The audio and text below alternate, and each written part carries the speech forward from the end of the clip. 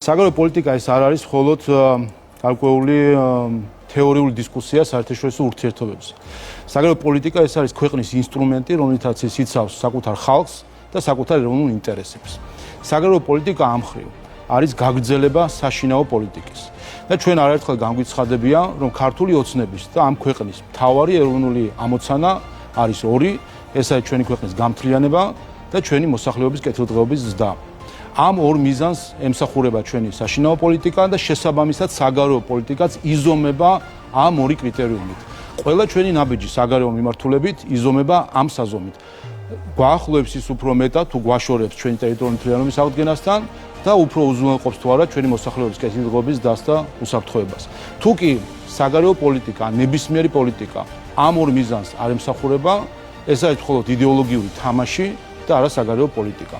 ეს სანქციები მოდის საერთაშორისო გლობალური სამართლის პრინციპებზე დაფუძნებული დიდი მმართველობითი ქსელის ერთ-ერთი ცენტრიდან და ეს არის ჩემთვის ძალიან ღირებული და მნიშვნელოვანი. თქვენ ზომავთ, ასე თქვა, საქართველოს მთავრობას იმით, თუ რა ურთიერთობა აქვს ამ ცენტრებთან. და სწორედ ამის საპირისპიროს ვამბობთ სინამდვილეში ჩვენ, როცა ვსაუბრობთ ეროვნულ ინტერესებზე. ჩვენ ვსაუბრობთ არა იმაზე, რომ ჩვენი საგარეო პოლიტიკა, ამით დავიწყებთ, არის საშინაო პოლიტიკის გაგრძელება. უნდა იზომებოდეს არა იმითი, თუ რომელ ცენტრებთან რა ურთიერთობა არის. არამედ უპირველეს ყოვლისა იმითი, თუ რა ეროვნულ ინტერესების გატარებას ვცდილობთ ჩვენ. გვინდა რომ ვითანამშრომლოთ და ჩვენ აი ამას შევცვლით, ჩვენს დამოუკიდებლობას რას შევცვლით? ამერიკის შეერთებული შტატების ახლანდელ ადმინისტრაციას, როგორ ესახება საერთაშორისო ურთიერთობები, ამაზე ისაუბრა თავად სახელმწიფო მდივანი რუბიომ, რომელსაც თქვა, რომ ისინი აღიარებენ სხვა ქვეყნებს აქვთ ეროვნული ინტერესები. ისინი ამ სხვათა ეროვნული ინტერესებიდან გამომდინარე ესაუბრებიან თავის ინტერესებზე და აქვთ ორი მიზანი.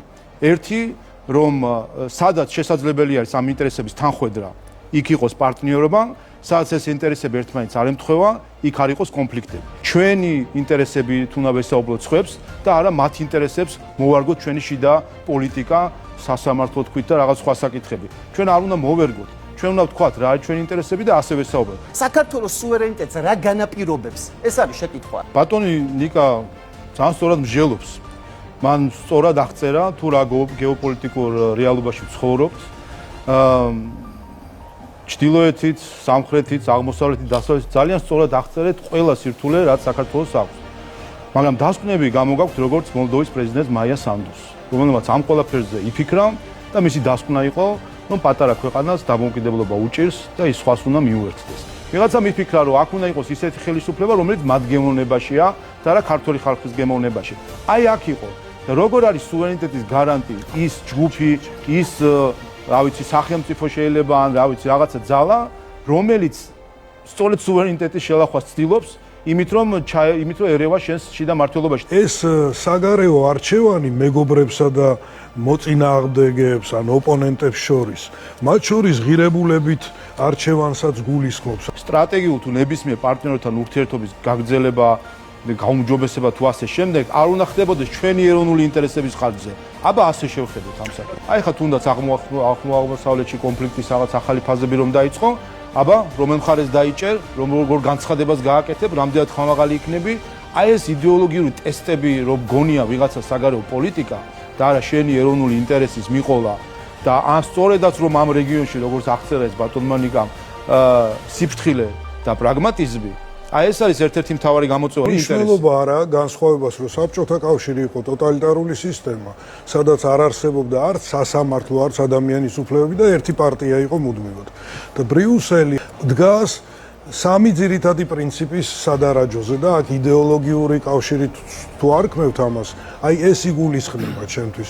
კანონის უზენაესობა, ადამიანის უფლებები, დემოკრატიული გამჭვირვალე ესე იგი არჩევნები და პასუხისგებლიანი მთავრობა. რაც შეეხება იმას თუ რაზე დგას, სამწუხაროდ ამ ხრივაც მართალი არის ამერიკის შეერთებული შტატების ადმინისტრაცია, ოდესაც ცივილიზაციურ კოლაფსზე თუ ობსკურზე საუბრობს და თუნდაც იმედზე თავდასხმა ლონდონის მხრიდან თუ კიდე დედაქალაქს ავიღებთ, ამის კარგი დასტურია. სად ხედავთ ან კანონის უზენაესობას, სამართლებრივ პროცედურებს, სათხედავთ მედიის თავისუფლების დაცვა, სათხედავთ საერთოდ რაიმე პრინციპს, რომელსაც ამდენი ხანი გვიჩიჩინებდნენ, მე არ ვიცი, ფაქტად არ ვიცი, რომ ვიღაცა მართლა ომში ჩართვას თხოვდა. არ შევედით კონფრონტაციაში იმ დროს, როდესაც იყო დიდი ქვეყნების ინტერესების დაჯახება და ამ დროს ჩვენ კოზაკივით აკლემების ჩხუბში არ გავიჭრიდეთ. ამოსავალი წერტილი არის ეროვნული ინტერესები. კიდევ ერთხელ, თუ კი ქვეყანას არ შეუძლია საკუთარი ეროვნული ინტერესების დაცვა,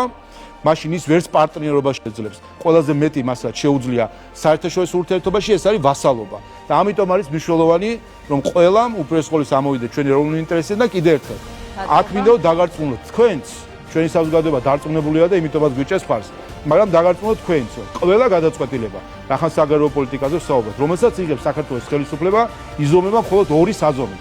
ეს გადაწყვეტილება ჩვენ გვაახლოებს თუ გვაცილებს ჩვენი ტერიტორიული მთლიანობის აღდგენის საკითხს და მეორე, ეს გადაწყვეტილება ჩვენ გვაახლოებს თუ გვაცილებს ჩვენი მოსახლეობის კეთილდღეობის ზრდის საკითხს. ორი გადაწყვეტილება, სხვა არ არსებობს კრიტერიუმი. არც ბრიუსელის კეთილგანწყობა, არც ეს ყველაფერი მოდის მერე.